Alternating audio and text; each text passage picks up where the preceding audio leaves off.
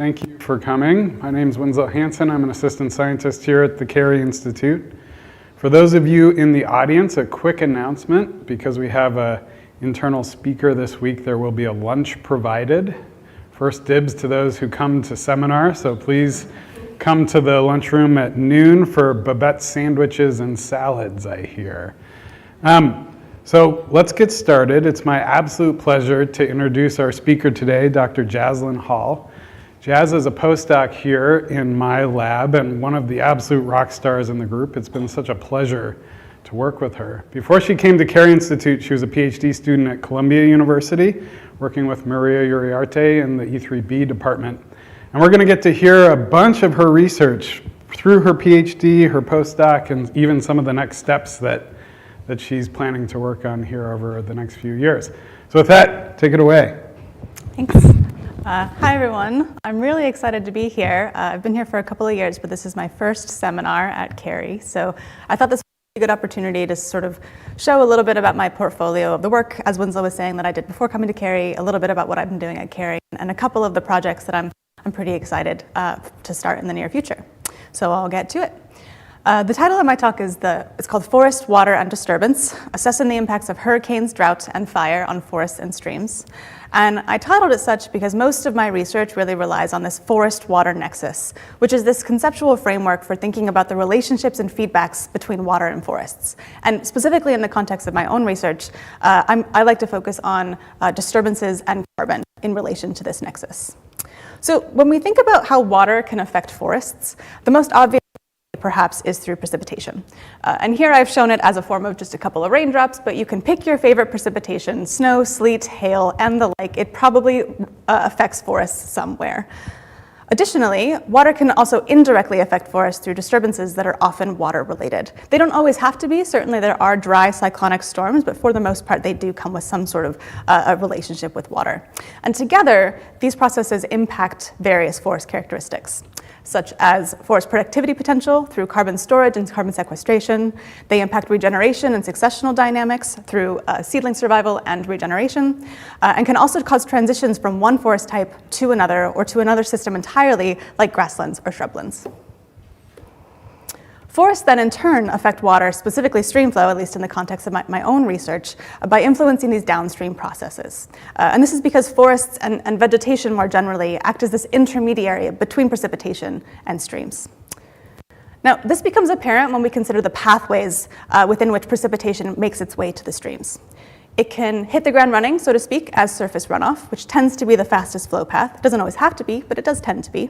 It can hang around for a little while, infiltrate down into the soil, and then slowly meander to the streams through groundwater storage and base flow, or it can not reach streams at all and instead be taken up through forest water use and evapotranspiration. Now, all of these processes are, of course, modulated by landscape and soil characteristics, as well as by forest structure and characteristics. And because there's so many complex interactions occurring within this system, the individual forest-water relationships of a given system are very highly dependent on location-specific forest, landscape, and precipitation characteristics. So in my research, I seek to sort of disentangle a lot of these relationships through a series of different research methods, including using high-frequency sensors for streamflow data. I've done good old-fashioned field work working in forests. I've also used satellites and aerial imagery with remote sensing, and I generally use geospatial analysis, statistical analysis, and machine learning to try to tease apart these relationships. So I've studied these processes across the forests of North America, from the tropical systems in Puerto Rico. This is where I spent most of my PhD doing work there. Well, let me actually amend that by saying this is all of my PhD work is in Puerto Rico. I've also then moved to the Western US in the temperate systems, studying the systems there, and I've recently moved to studying the forests of interior Alaska in this boreal biome. It was actually done by accident, but it turns out to be a really incredible gradient along North American forests. And what's cool about having this gradient is that these three study areas really have very distinct characteristics, including different disturbance regimes, rainfall regimes, and forest characteristics. And I wanted to share just a couple of fun facts that I think really highlight the differences between these areas that I discovered while preparing this presentation as well, actually. So Puerto Rico is less than 1 million hectares big. It has 3.2 million people on it, which gives it a population density of 3.6 people per hectare. The Western US is hundreds of times bigger than Puerto Rico. It's 304 million people, or million hectares, with 76.3 million people, giving it a population density of 0.25 people per hectare. Alaska is half the size of the Western US, and it has less than 1 million people. So actually, if you're rounding, it has a population density of 0, but I gave it a less than 0.01 people per hectare. So these are really very different systems that are characterized, again, by these different climate, different rainfall regimes, and also different human components within the systems as well. So if we start with Puerto Rico, it's a heavily forested Caribbean island. As of 2010, it was about 60% forested. And it's also heavily reliant on these forested systems and the upland forested catchments for a lot of its human water supply. Streamflow makes up to 84% of the total water used for human consumption in the island. It's also an incredibly dynamic system. So Puerto Rico experiences these frequent major natural disturbances, and just since 1989, it's experienced 3 major hurricanes and 2 major droughts. The most recent of which was the drought in 2015 and Hurricane Maria in 2017. I think it's also worth noting here that I started my PhD here in 2016. So when I started my PhD, I was really thinking about drought dynamics and its relationship with forests and reforestation and carbon. And when Hurricane Maria hit, I really shifted a lot of my research into studying this very wet cyclonic storm. And so this, I think, was really the beginning of my studying this forest-water nexus and thinking about it, particularly in the context of disturbances and carbon. So into Hurricane Maria, it made landfall on the island on September 20th, 2017. It was a Category 4 storm when it made landfall. It was just shy of a Category 5, with maximum sustained wind speeds of 210 kilometers per hour. And it brought this record-breaking amount of rainfall onto the island, with over 1 meter of rainfall in some parts of the island in less than 24 hours. So it really did dump a tremendous amount. We also know from field-based accounts that it caused this widespread forest damage, but there was quite a lot of heterogeneity in this forest damage. It wasn't that the storm came through, knocked down every tree, and moved on. Some areas did get pretty leveled, but some areas actually seemed relatively untouched, and there was a lot of sort of moderate areas in between. So we wanted to know, my co-authors and I after Maria wanted to know, we wanted to be able to estimate how the hurricane and the record-breaking rainfall volumes that came from the storm affected forest carbon storage in Puerto Rico. Specifically, we asked how much above-ground biomass was lost to Hurricane Maria, and what was driving this heterogeneity. What are the greatest risk factors for damage? To do this, we estimated forest damage using remote sensing. We used this remote sensing technique called spectrum mixture analysis, which relies on the fact that healthy green vegetation looks different, both visibly and spectrally, from non-photosynthetic vegetation, or this dead vegetation signal. And here, actually, I just want to draw your attention to me right there. That's me in the photograph, next to a very large pile of wood that was just from tree debris that had been cleared off of the roads. It's one of many, many in Puerto Rico in the months after the storm. So there was a lot of dead vegetation to be able to look at. So for spectrum mixture analysis, what they've done, or what the technique relies on, is it derives these pure spectral end members for both green vegetation and non-photosynthetic vegetation across the electromagnetic spectrum. For each pixel within a landscape, it looks at the distance between those end members to calculate the per pixel proportion of each end member within a pixel. So to estimate forest damage using remote sensing, we took a composite image of after the storm and before the storm, and we compared them to look at the per pixel proportion of MPV before compared to after to get this delta MPV metric. And that was our representation of forest damage. What this looks like across the landscape in Puerto Rico is something like this. There's, again, this large amount of heterogeneity present in the system.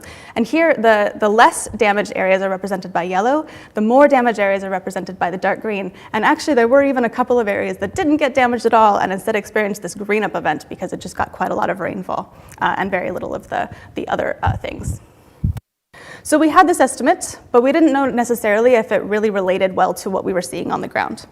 So the next step then was to validate estimates with field data collection. And some of our field plots are located here on the map. They're shown there in these little black points here. So for each plot, we went out and we measured pre-storm above ground biomass, as well as the percent above ground biomass lost to the storm.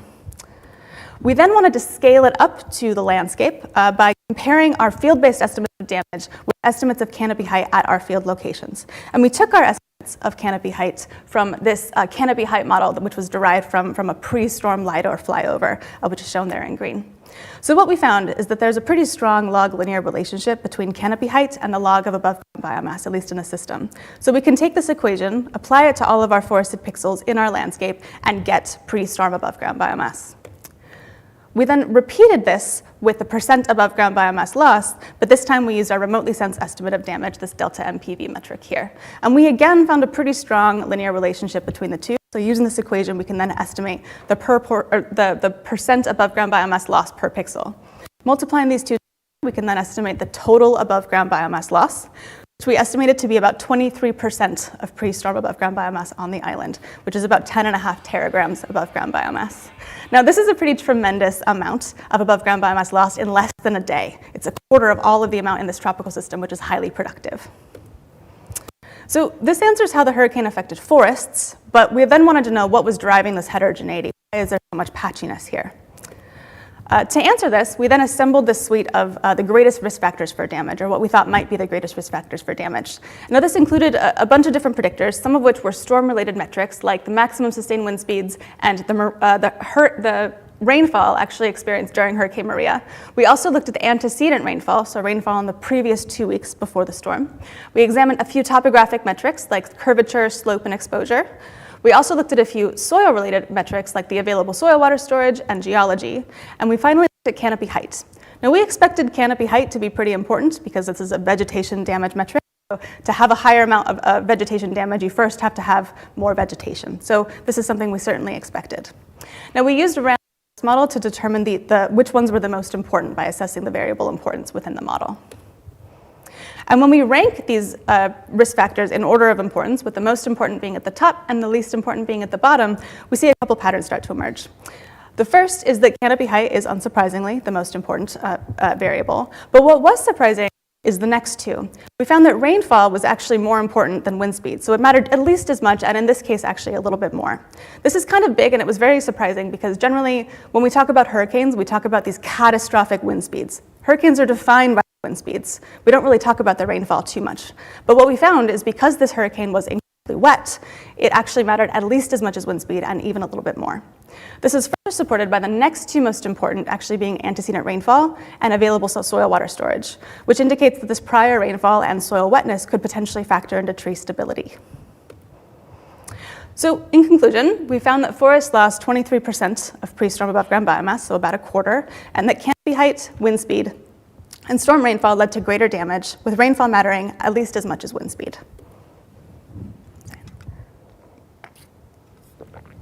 So at this stage, we had a pretty good idea of how water impacted forests for this specific disturbance. We knew that Hurricane Maria was a record-breaking storm. We had estimates of the hurricane impacts on forest carbon, and we knew that storm rainfall was a major player in driving this heterogeneity and damage. So next, what we wanted to do is then close the loop to ask how all of this damage affected streams. So before I do this, I feel like I should introduce a little bit about the stream flow in Puerto Rico because I find that it's a bit of a quirky system. It gets a tremendous amount it has a lot of rain or high rainfall variability. So the island can get up to 70% of its total annual rainfall in the form of these infrequent tropical storms that come through. They dump these large amounts of rainfall in a very short amount of time, and then they move on. And this is paired with the fact that the island is actually very steep. It has this very complex mountainous topography, this very rapid streamflow response. And that is apparent when we look at a streamflow hydrograph, which is in an upland forested system, pretty representative of generally the watershed dynamics in Puerto Rico. So here, if we track streamflow in this blue line here, in relation to rainfall up at the top, we can see that the streams generally tend to react to rainfall when it occurs within, again, minutes to hours. And then once the rainfall stops, the streams tend to drain out of most of that rainfall signal within, again, another few minutes to hours, reaching this sort of baseline level. One other thing to note is that Puerto Rico is characterized by a pretty distinct lack of water storage infrastructure. Much of the island is reliant on these aging reservoirs with diminishing storage potential, with a lot of really aging infrastructure that it's getting weakened over time. So although we normally tend to characterize streamflow in the form of this total annual volume, in Puerto Rico at least, the total annual volume may matter less than the timing of flow. So when I've sought out to evaluate streamflow, I didn't want to look at streamflow itself, but I instead broke streamflow into these various components, which included this base flow metric, which is more or less related to these groundwater contributions, or at the very least, the slow stream response to rainfall. Whereas quick flow, otherwise known as storm flow, is related to this more stream response to rainfall as it comes. So if we return to our sort of schematic of this precipitation forest relationships, or precipitation forest streamflow relationships, we might expect Hurricane Maria to change these relationships in some pretty big ways. Specifically, we know it brought a lot of rainfall and these catastrophic wind speeds, which is going to lead to a lot of soil, or a lot of water hitting the soils and infiltrating down into the ground until those soils become saturated, and then the remainder of it will move up as a surface runoff. We know it led to this widespread forest damage, which we have to imagine will lead to this reduction in forest water use, this reduction in evapotranspiration. All of these things, of course, accumulate in resulting in faster and increased flow to streams from what we can hypothesize. So we now have our estimates of forest damage, and we can begin to evaluate whether the magnitude of these damage impacts affects stream response. So here, we wanted to look at this quick flow response. I knew that there was going to be a lot of rainfall coming from Hurricane Maria, so I wasn't as interested in the actual rainfall-flooding relationships, but I was more interested in the months following the storm, after the streams had a chance to drain off that initial storage. How were the streams reacting to additional rainfall amounts?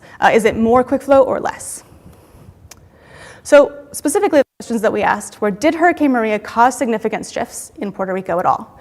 Studies looking at stream response to past hurricanes have actually found that streams recovered to pre-storm levels in a matter of hours. So these systems are very resilient, because they're already the most flashy systems in the country, actually. But we know that Maria was an unprecedented level of storm. It wasn't your average storm. So this could lead to a more prolonged stream response than is or in previous storms. So if we do find that these shifts in flow occur, can this magnitude of estimates of forest cover and forest damage? So here we aggregated streamflow data, these 18 gauged USGS streamflow monitoring stations, the watersheds of which are shown in black there. We took streamflow data from October to November in 2010 and 2017. So this is the months after the storm, for years before the storm, as well as the year of the storm. And we separated out quick flow from our streamflow data. We also looked at a gridded estimate of MSWP 3-hourly rainfall, which gave us watershed-specific estimates of rainfall on a 3-hourly scale. We then employed a hydrological technique called a double mass curve, or a DMC, which graphically represents streamflow dynamics by plotting the cumulative rainfall amounts against cumulative quick flow amounts. So before the storm, we can expect that an individual watershed will have a certain slope, which is essentially this relationship between rainfall and quick flow. So for every unit rainfall received by the system, we can expect a certain amount of quick flow. After the storm, however, we can hypothesize that the slopes of this regression of cumulative rainfall and cumulative quick flow will become steeper after the storm. Because there's less forest to be able to use and take up that water, we can expect more quick flow. We also wanted to be able to compare the differences between watersheds, and these are watersheds that get quite different amounts of rainfall, so we wanted to be able to do it relative to one another. To do this, we calculated the relative difference in slope for each watershed by comparing the slope before to the slope after. What this looks like when we compare quick flow slopes before and after the storm for each watershed is something like this. So here the pre-storm slopes are shown in blue and the post-storm slopes are shown in red, and this is done for each watershed individually. And what this means is that when the post-storm slopes are greater than the pre-storm slopes, it means that we can expect more quick flow for every unit of rainfall after the storm than before the storm. And I've shown for each of these watersheds that have a significant relationship, I've just shown that in a plus or a minus sign. So here we can see that slopes generally increased after Hurricane Maria in 12 of our 18 watersheds, which is indicative of the fact that watersheds experienced increased quick flow for similar rainfall volumes, which is, pretty neat. It's a more prolonged response to a storm that had been seen before in the past. We then wanted to know if quick flow change can be explained using estimates of forest damage. And here we're using slightly different estimates of forest damage than in my previous sort of study. Here we actually had post-storm LiDAR flyover in addition to a pre-storm LiDAR flyover. So we had canopy height models for these watershed areas from the year before the storm as well as the year after the storm. So to get our estimate of forest damage, we were just able to compare the difference in canopy height from before the storm to after. And we just took the watershed level mean value of that to estimate forest damage. So we hypothesized that the relative difference in slopes are going to be higher with increased forest damage, so that the more damaged these forests are, the more quick flow we can expect for every unit amount of rainfall. But we might also expect that this might be modulated by increased forest cover. The forest didn't necessarily go anywhere. There's still this really developed root system below the forest, and all this volumetric amounts of biomass, while maybe not actively using up water, they're still present on the system. They just kind of got sliced down and moved to the ground. So it could still pretty effectively rainfall interruption mechanism, and could also create these little pools of water that might help slow the storm flow on the way to its streams. So when we regress this relative slope difference against both forest cover and forest damage, we find some interesting patterns. The first is that the slope increase is lower in highly forested watersheds. And here this relative slope difference, when it's 0, means that there's no detectable difference at all in the watershed response to rainfall from before the storm to after. And a higher value means that there's more quick flow for every unit rainfall received after the storm. So here we can see that the less forested watersheds are the ones that tended to be the most reactive after the storm. And when we look at forest damage, we see that the slope increase tends to be greater in damaged watershed, but this effect wasn't quite as strong. So we wanted to be able to look at forest damage while also accounting for differences in forest cover. So we essentially asked, what if damage to trees in less forested watersheds has a greater impact? So here we created this metric of relative forest damage by taking the percent forest damage divided by the percent forest cover, which is essentially taking the vertical difference in biomass, dividing it by the total horizontal amount of forest cover in an individual watershed. What this looks like here is something like this, where relative forest damage actually has a pretty strong relationship with the relative slope difference now, indicating that the forests that were on, or the watersheds that had less also experienced damage tended to have much of a higher stream response. So forest damage tended to increase quick flows, especially when we account for differences in forest cover, likely due to vegetation or lower vegetation water uptake and decreased canopy interception after the storm. So these results could have some important implications for the future of Puerto Rico's both forest systems and water supply. We know that future hurricanes are going to be more severe on the island. When they occur, they're going to have more rainfall, which potentially could increase damage to forests. And this is also one of those things where Hurricane Maria may have been an anomaly at the time, but because more of these storms are likely going to occur and they're likely going to be wetter, Hurricane Maria could then be more representative of future conditions. And this actually is Oaxaca Dam in the weeks after Hurricane Maria. I did mention that the infrastructure in Puerto Rico is very old, and after the hurricane, it was actually literally crumbling. It was very much at risk of collapse. So while I'm not arguing that forests in any way could be a silver bullet for a lot of the problems with the reservoir system, we certainly should try to stress updating and improving the water infrastructure as a critical first step. My research does suggest that maintaining moderate amounts of forest cover might reduce watershed vulnerability to disturbance. So moving on to the Western US, it's a very different system from Puerto Rico. It's only about moderately forested. It's got about 32% forest cover. And actually, most of the area within the Western US is too arid to support forested systems, which is why it has this moderate values. It's also generally pretty snow dominated, so snow makes up over 50% of water supply, and that tends to occur in these forested upland systems. And it's also dealing with a series of different threats. So drought and fire have been a pretty integral part of the disturbance regime in the Western US for some time, but because of additional warming and drying trends, we've been seeing that both drought and fire have been increasing in their frequency as well as their intensity. And harvest has been also a very key player driving carbon dynamics in the West for some decades, potentially even the last 100 years or so, and it remains a persistent feature of the system. So droughts themselves not only cause vegetation mortality on their own, but they also increase the likelihood of fire. We've been seeing this intensification of fire regimes. So just since 1984, the annual forest area burned in the Western US has gone up by more than 1,300%. So we are seeing this exponential increase, which is culminated in the 2020 record-breaking fire year, so more annual area burned in 2020 than at any time in the known record, followed closely by the 2021 fire year. And the combination of drought and fire could also fundamentally affect forests. We've seen during a similar period from 1984 this time to 2010 that land replacing disturbances have affected quite a lot of forests in the Western US. So here we're seeing green as stable forest, forest that was affected by removals in a stand replacing way was shown in purple, so a lot of that in this sort of area. We've also seen that fires are marking a lot of spots in the West as well. Additionally, recent research has demonstrated that after disturbance, many forests in the West are not recovering, which may signal a decline in carbon sequestration. So here we're showing a post-fire recruitment probability for coniferous seedlings after fire. And the first two images are shown in the historical period from 1981 to 2020, and from 1981 to 2000, and 2021 to 2020. And what we can see is that generally, in this historical period, there is some areas where the post-fire coniferous recruitment probability is likely, so a lot of this sort of blue levels.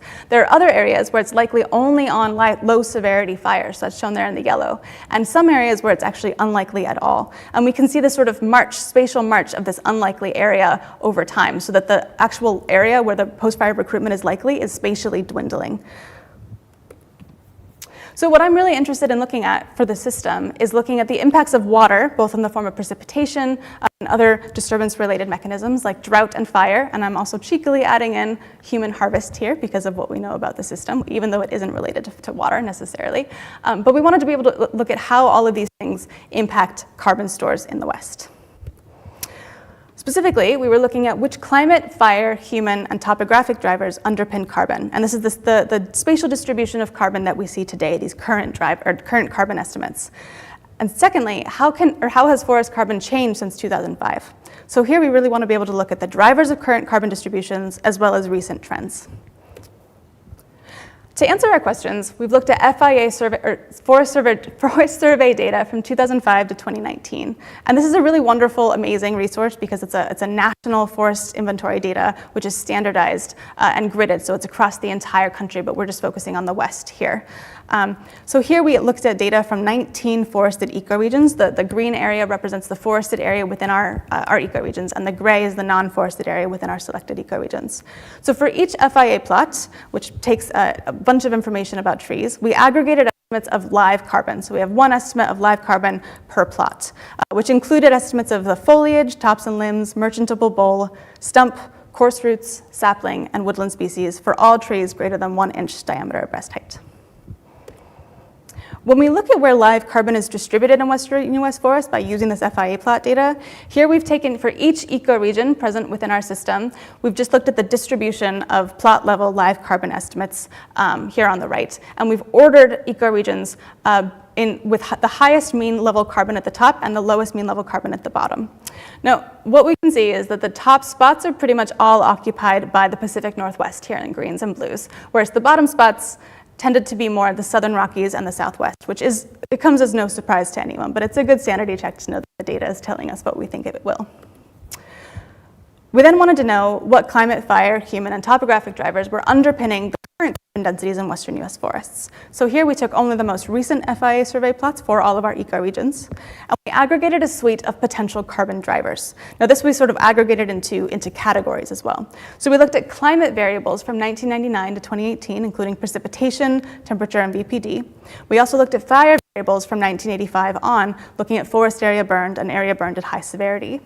We examined human variables from 1985, which included the year of harvest, when it was applicable, as well as ownership category. So are these forests located on private land, public land, and the like? And we also looked at some underlying topographic characteristics, including slope or dominant landform, which is essentially a category for, is it a ridge, is it a valley, is it on a slope, things like that. And here we're representing all of these drivers with this color scale, which will come up again and again. So we've represented climate in blue, fire in magenta or pink, human in yellow, and topography is actually represented in that center line there through black. So for the analysis, we aggregated carbon and all associated drivers to these 4-kilometer grid cells. And that's because the FIA data, we don't actually know exactly where those plots are. They employ a fuzz and swap technique, which tells us that they have these reported coordinates, and the plot is generally within about a half a mile of those reported coordinates. But to protect landowner privacy, we can't know exactly where they are. So to get around this, we extended that area away from a point-level plot metric up to these 4-kilometer grid cells, and just assumed the plots were somewhere in those grid cells, and we summarized drivers accordingly. We then ran random forests for each ecoregion, modeling live carbon, and we assessed driver importance in a grouped fashion using these the SHAP values, where we looked at the importance of each driver category relative to the other driver categories. Now, SHAT values are pretty cool because they let us assess this relative driver importance at the grid cell level instead of the entire model domain. So we can plot the relative importance of other categories for each grid cell on the map. So for a sample grid cell, we can look at the individual importance metrics given for each category, where here there'd be fire would be the most important, followed by climate, then humans, then topography. We can assess the relative importance of each driver category by taking the proportion of total importance for each of them. And we can assign it a color by using each of these relative importance metrics as an axis. So here, because fire is the most important, followed by climate, we might expect this grid cell to be colored purple. What this looks like when we apply this to every grid cell within our study area is something like this. So when we look at this map, a couple of different patterns begin to emerge. The first is that there is variation in dominant drivers across the western US. It's not that there's just one color that dominates everything. And the second is that we do see these regional patterns in dominant drivers start to emerge. In the Pacific Northwest, we see there's a lot of yellow, indicating this human dominance of live carbon distributions. In the upper Rockies and parts of California, there's a lot of pink, which indicates that there's a lot of fire. There's arguably quite a lot of purple areas here as well. So a lot of fire and a lot of climate. Whereas in the Southwest, lower Rockies, and other parts of California, we see that there's a lot of climate-dominated systems, so a lot of blue. But if we look at each one of these ecoregions individually, they're not monoliths. We do see a lot of fine-scale heterogeneity existing within these ecoregions. So we also wanted to assess how forest carbon density has changed since 2005. So here we're plotting the percent change in carbon relative to each ecoregion's current mean carbon. So this is a relative change in carbon from 2005 to 2019, where increases in carbon from 2005 are shown in blue, decreases in carbon from 2005 are shown in red, and ecoregions that didn't experience a significant trend one way or another are shown in gray. So here we're again seeing these regional patterns and trends, where in the Pacific Northwest, we're seeing quite a lot of increases in carbon over time.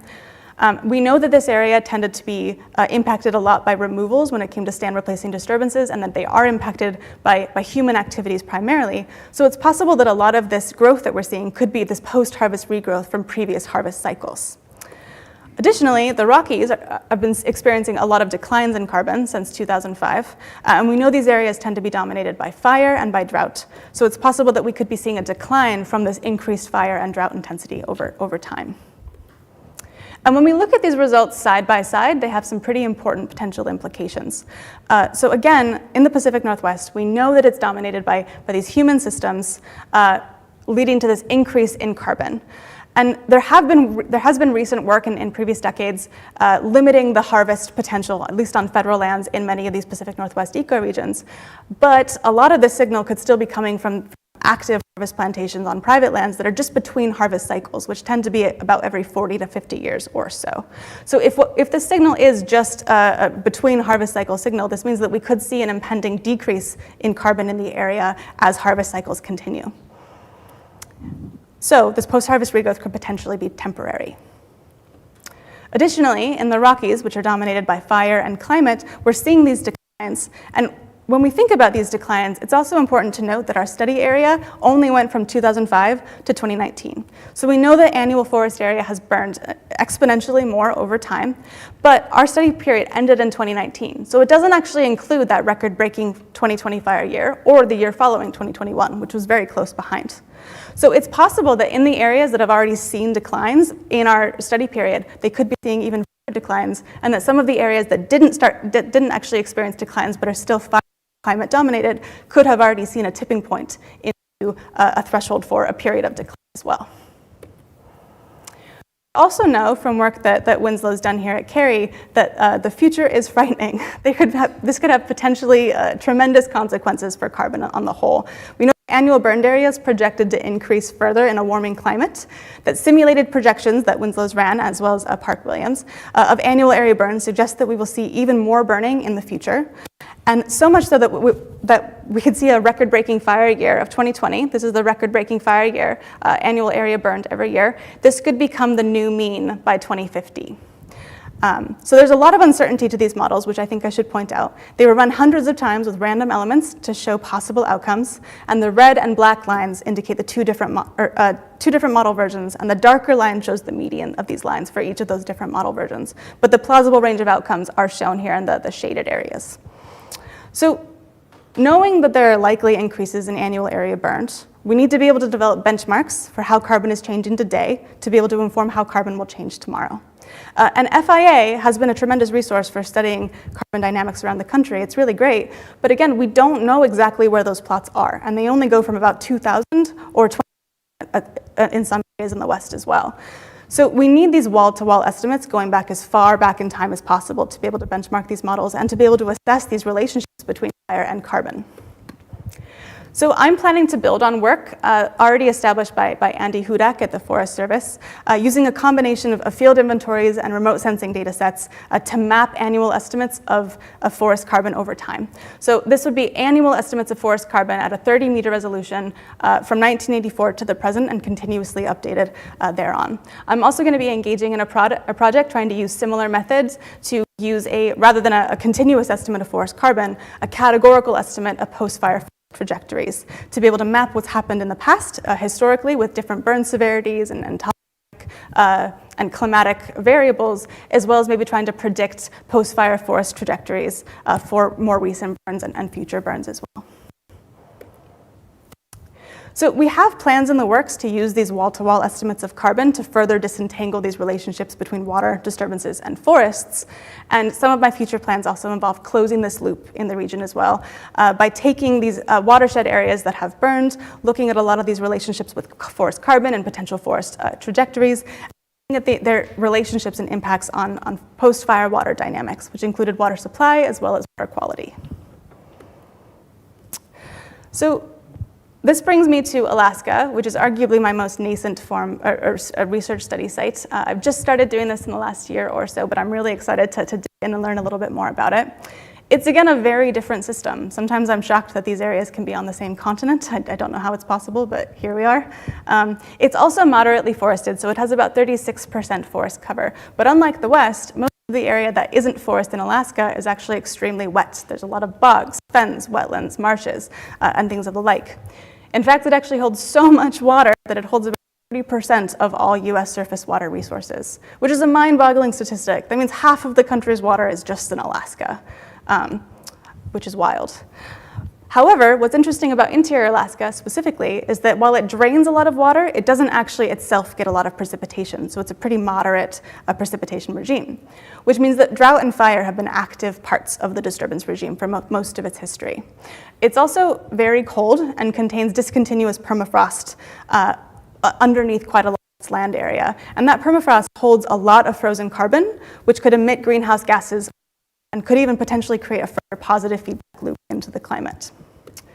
This also becomes pretty dire when we think about the fact that high latitudes are experiencing warming of up to 4 times the global average. So Alaska is experiencing global change at rates that are higher than much of the rest of the world. And this is leading to more extreme fire weather, which is increasing fire frequency and fire severity. It's having pretty large impacts on the forest systems of interior Alaska as well. For the last couple thousands of years, Alaska has been dominated primarily by black spruce. And there are these very scraggly trees. This is a relatively small picture, but there are these tiny little scraggly trees which very rarely ever get very tall, and they have a very small canopy. They're adapted to these infrequent high-severity fire intervals, which is about a 100-year fire return interval. And this increased amount of drought and warming is more frequent, higher severity fires. And that's leading to a widespread post-fire forest transition away from these spruce-dominated forests. So this is actually the results of a paper that came out just a couple weeks ago. I was not on it, but it is a lovely paper, that shows in western boreal North America, the land cover change within fire perimeters from the 1980s on. So here we can see this sort of decline in evergreen forest where it was dominant. It's been declining up until, I think it's 2015 when this data set ends. On the other hand, other sorts of land cover types are increasing, including herbs and sparse vegetation, shrubs, and deciduous forests as well. They're all increasing at sort of expense of evergreen forests. Now, this could potentially have pretty large impacts on carbon trajectories. And that's because deciduous forests and coniferous forests, particularly black spruce in these areas, have very different carbon allocations. So black spruce, as I said, are these scraggly little trees that themselves don't actually make up that much biomass. But they facilitate the growth of this very large and deep moss layer, otherwise known as the surface organic layer, or SOL, which itself stores a lot of carbon in this below ground system. It also acts as this insulator to protect the permafrost, which tends to be underneath these systems, which again, once thawed, has the potential to release a lot of greenhouse gases. On the other hand, deciduous forests tend to store most of their above ground biomass above the ground, so a lot of it is actually stored in the tree tissues themselves, and they very much dislike the surface organic layer here. So as the surface, or they actually, I think, send out chemical signals to prevent the growth of this SOL layer below them as well. But it still means that they're storing a lot of carbon up top, and then it changes the permafrost dynamics as well as the surface organic layer dynamics as well. We've also seen that these changes affect seedling recruitment dynamics in the area. This is a study done by Jennifer Balcher et al., which they actually looked at all of boreal North America, but we'll focus just on their results for interior Alaska here. They went out, they examined boreal North America. They also recently studied burned black spruce forests and measured the tree seedlings within the plots. So they looked at 8 fires and 134 plots within interior Alaska, previously dominated by black spruce forests, and they evaluated the post-fire tree seedlings here. What they found was that only about half of these plots have actually experienced black spruce self-replacement, and those are the ones shown in blue here. About another half have experienced some kind of forest transition, either to another forest type or to a different system entirely. Of those that experience some kind of transition, we've seen in greens and blues here, this is another forest type. So there are quite a lot that are actually transitioning to this deciduous tree system, but almost half of those, which is about a quarter of the total plots, are experiencing complete tree seedling regeneration failure. So these systems won't turn into forest at all, and they will instead transition to other systems. So I was therefore interested in looking at how climate, specifically water, drought, and the forest characteristics within these systems are impacting forest characteristics involving tree seedling recruitment and the potential transition away from coniferous black spruce forest, the dominant species. So specifically, we wanted to ask, what are the filters of biotic and abiotic filters of black spruce regeneration? And this work has been done with a series of Cary scientists here today, Winslow Hansen, my supervisor, as well as Sarah Batterman and Jane Lucas.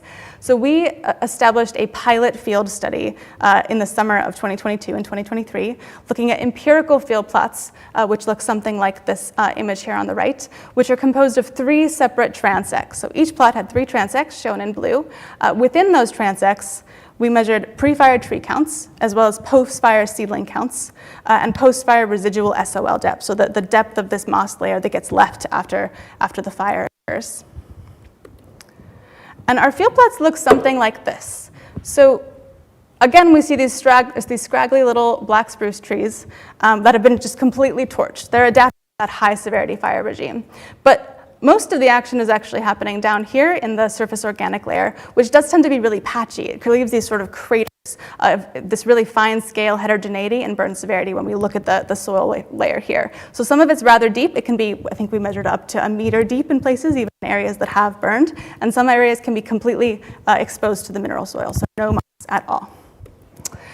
We have a field manager here, Liz Burr, and she and I have been working towards trying to sort of take the first steps of disentangling some of this field-based data to look at the drivers of black spruce post-fire regeneration in the system in interior Alaska. We've been looking at a couple of different response variables, including spruce seedling success or failure, which is essentially this binary metric: were there seedlings on the plot or were there not seedlings on the plot?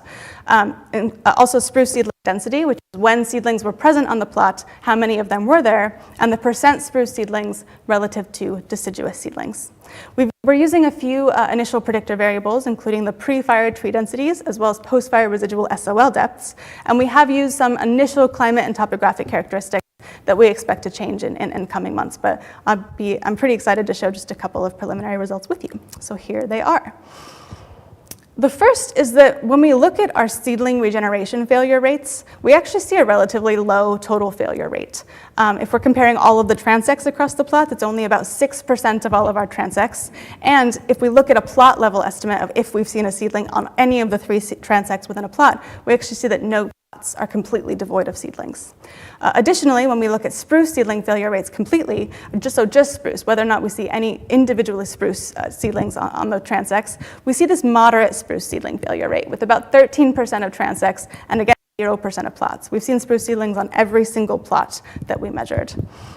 We also find from mixed models, modeling the percent post-fire spruce seedlings, so this is spruce seedlings relative to deciduous seedlings, that this post-fire residual SOL depth is important for the percent spruce versus deciduous seedlings. It does have sort of the opposite response from what we were expecting, in that the minimum SOL depth actually seems to improve the deciduous, or to favor deciduous species instead of coniferous species, but we're soon going to be adding new climate data and getting new results on that as well. We've also found that warmer temperatures tend to favor deciduous species as well. So as the 30-year average temperatures increase, we see fewer coniferous seedlings and more deciduous seedlings as well. So, as I've said before, my work in Alaska is currently pretty nascent, but I'm excited to really continue to dig in and investigate the relationships between these water-related disturbances and forest characteristics. And I'm looking forward to conducting research evaluating the impacts of these changing forest systems on stream flow. So to conclude with a couple of take-home points, my research, as well as that of others, show that disturbances already pretty fundamentally shape the forest-water nexus, and that are these climate changes which are projected to make future disturbances more frequent and intense. This becomes very apparent when we break it down by region. So extreme drought risk in Western North America, which includes both Alaska and the Western US, is projected to increase by as much as 300% by the end of the next century, which is likely to impact the fire regimes in both Alaska and the West. And through the lens of this forest-water nexus, this has pretty profound implications for people. We know that the Columbia Basin provides water to millions of people in the Western US and already has a 20% reduction in flow. Additionally, it becomes even more dire when we consider the fact that there's projected to be a 25% decline in snow-derived freshwater by 2050. So it's likely only going to get more arid and more water limited as well. And Puerto Rico and the rest of the Caribbean is not immune to this drought signal either. Puerto Rico's already experienced these big droughts in 2015 and in the 90s as well, which has led to this long, prolonged period of water rationing on the island. And we know that the Caribbean is expected to become 50% drier with more frequent, intense drought likely. We also know that the system is expected to get more frequent, severe hurricanes. And when those hurricanes hit, they not only will have higher wind speeds, but they take a little bit longer to travel across the landscape, which will lead to more rainfall as expected. So again, Hurricane Maria may not be so much of an anomaly in the coming decades as well. Altogether, this intensification of future disturbances will have profound impacts on both forest characteristics as well as water resources. And a lot of my future work is going to hope to quantify the impacts of disturbance on forests and subsequent impacts on water resources as well.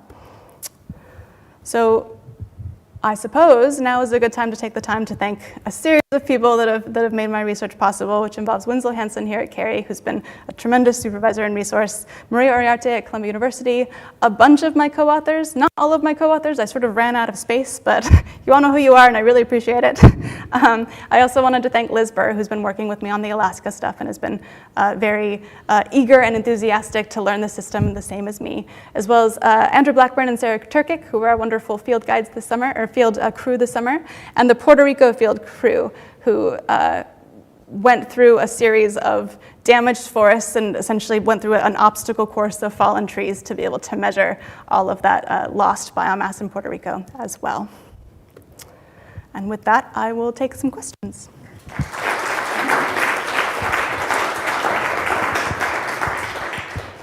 Yeah, right on. So, I guess, think about it mainly for Puerto Rico and western U.S. where slopes are steep. I don't think I heard you talk about erosion and soil storage capacity and kind of the connection between forest damage and these intense storms and loss of soil, which I suspect is part of what's degrading the storage of their reservoirs, is accumulation of sediments in the reservoirs. But in terms of, that's a feedback loop, a negative feedback loop in terms of soil, water storage down the line. Is that a component of your research, and is that a factor, an additional factor of how these intense storms could be impacting erosions? So I'm supposed to repeat the question. So if I summarize correctly, in Puerto Rico, what is the role of sediment loading and erosion on some of the stream water dynamics and consequences for the water resources? Is that? And the in-forests, like, are the forests losing their capacity to store water, and so the problem is getting worse in terms of water storage? And are forests losing their capacity to store water in Puerto Rico? Right. So you're absolutely right. In Puerto Rico, it actually has very high sedimentation rates as well because of that intense rainfall. So that is contributing to the loss of water storage because the sedimentation is accumulating in the bottom of the reservoirs as well.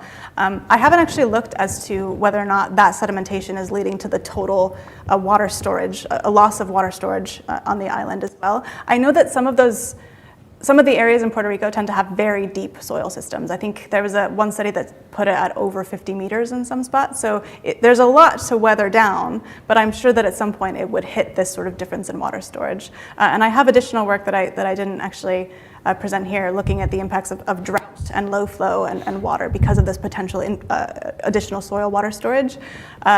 Yes, so I think that maybe answers your question. In the Western US, I haven't actually thought too much about the sedimentation and the loss of soil, water storage after the fire, but I'm sure it's a really big player, and I'd be excited to start looking at that. Really quickly, can we do an online question from Puerto Rico? So this question is, what time elapsed between the LIDAR forest surveys before and post Maria? Yeah, so it was, I think, actually a very fortunate timing for the LIDAR flights. The LIDAR flights there were two actually separate LIDAR campaigns, one through the USGS, the 3D EP or the 3D elevation program, and another by the NASA G-Light. And they both flew in the year or two before the storm. So I think the USGS was 2015 and the G-Light was 2016. And then they both additionally flew in, I think it was 2017 or 2018. So it's a very short time window. So it's a very direct comparison of the canopy conditions before the storm and after. Ian. In your most recent results, it seems, if I'm understanding correctly, the higher the depth of that soil or the moss soil layer, then the lower the percentage of the spruce seedlings. Mm-hmm. Do you think, and the temperature is also in the negative response, do you think that is maybe indicative of just general less precipitation, less water content in the soil, and so therefore it's becoming less conducive to the spruce seedlings based on what they're used to on a 100-year, 300-year time scale? So if I could repeat, the question was about results in Alaska where fewer spruce seedlings were establishing on deeper soil organic layers. And the question was about what is the role of water in that relationship as a potential mechanism. Right. So these results so far have actually been very surprising, and I don't believe them from my own personal experiences in the field. We know that moss layer, when it is very deep, it tends to dry out very quickly. But the spruce seedlings actually have this adaptation, which is a really long taproot, which can generally go deeper into the moss layer than the deciduous seedlings can, and can access that mineral soil and the water supply there. So even when it is dry, generally we'd expect that with this minimum SOL depth in the plot that it would actually favor spruce seedlings. So I'm going to need to do a little bit more digging into this one, I think, for the most part. But yeah, black spruce tend to be pretty, they're adapted to much wetter conditions than deciduous trees, so they tend to really like a lot of the sort of wetter areas, and they tend to be able to outcompete deciduous tree seedlings when the SOL layer is greater. So this is actually the opposite that we would expect for now, which to be continued. This may not be our permanent result. And a quick online question following up on that from Michelle. Michelle says, great talk. In Alaska, do the birch and spruce differ in their flammability or responses to drought? Yeah, that's a great question. To the best of my knowledge, deciduous trees are known to be a little bit less flammable than a black spruce. Black spruce, again, have been adapted to be incredibly flammable. So I think that they actively encourage this very high severity fire system. Their cones are semi-serotinous, I believe. So they open up with this high severity fire, and that is what causes the reproduction cycle. But it only does so after the cones are mature. So that's why they expect this sort of 100-year or so fire return interval, which gives the black spruce enough time to mature in a really cold and a low productivity system. Go ahead, Chris. Really great talk, Jazlynn. Fun to see that all together.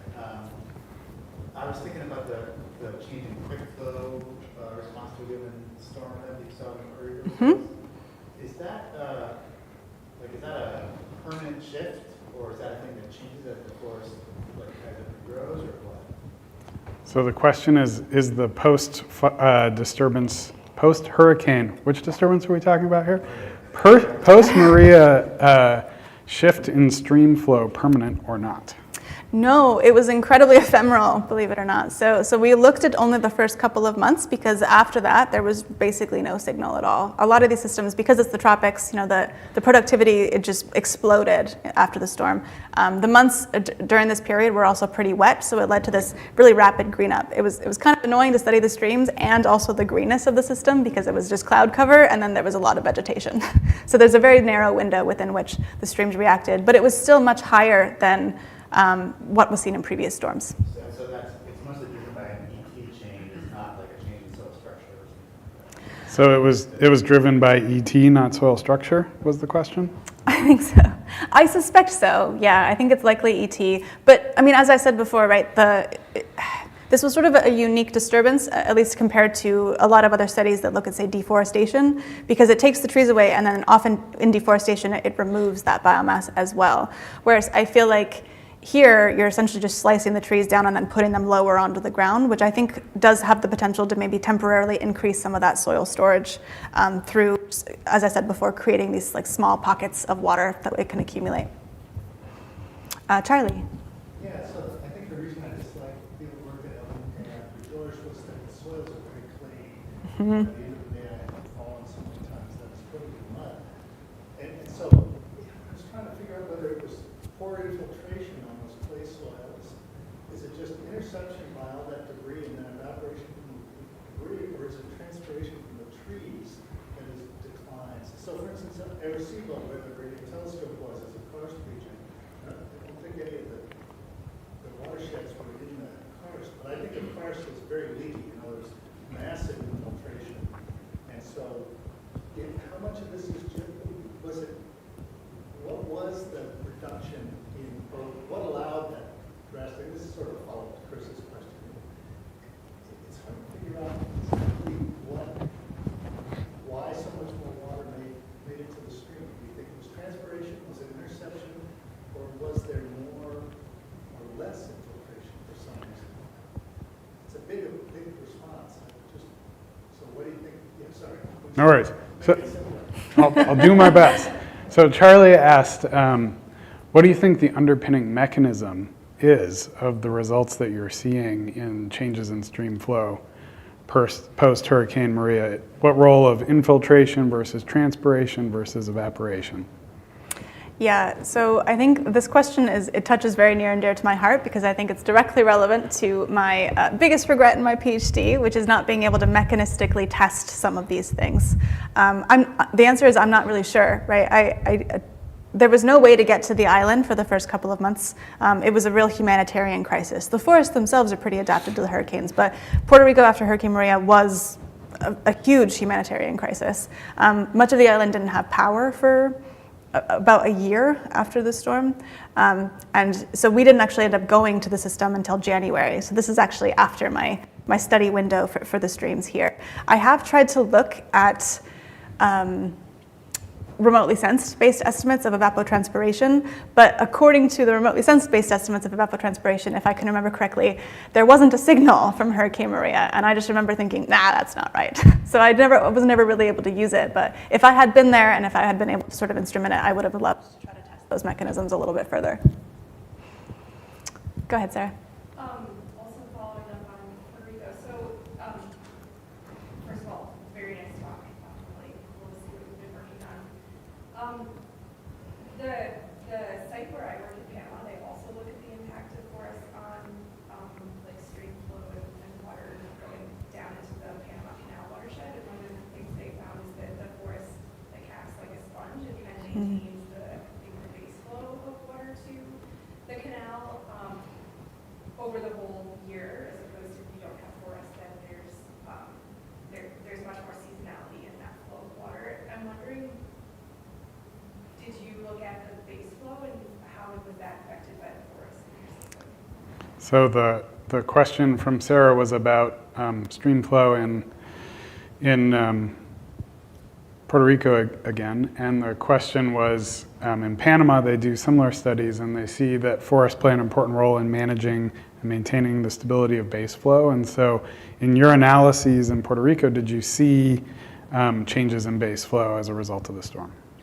Yeah, that's a great question, and I'm glad you asked. 'Cause, I have this whole other PhD chapter that I actually didn't report on, and I think I had it in a previous version of the talk, but I don't have it now. But that was essentially looking at this infiltration evapotranspiration hypothesis, in that in more arid regions we might expect the forest to be more of a drop of water, whereas in more humid regions we might expect it to actually, again, act as a sponge and slow down a lot of this water, especially on steep slopes. We did actually look at base flow, and I don't have those results in this version of the lecture, but we did find that in pretty much all watersheds there was an increase in base flow. So that base flow signal was universal across all watersheds, whether there was forest there or not. And the signal is what really was dependent on forests. All right, so we're at the noon hour. Let's thank Jazz for a wonderful talk. But very quickly, remember, lunch right after this, and happy hour at 4, which I bought the beers for. Thank you very much.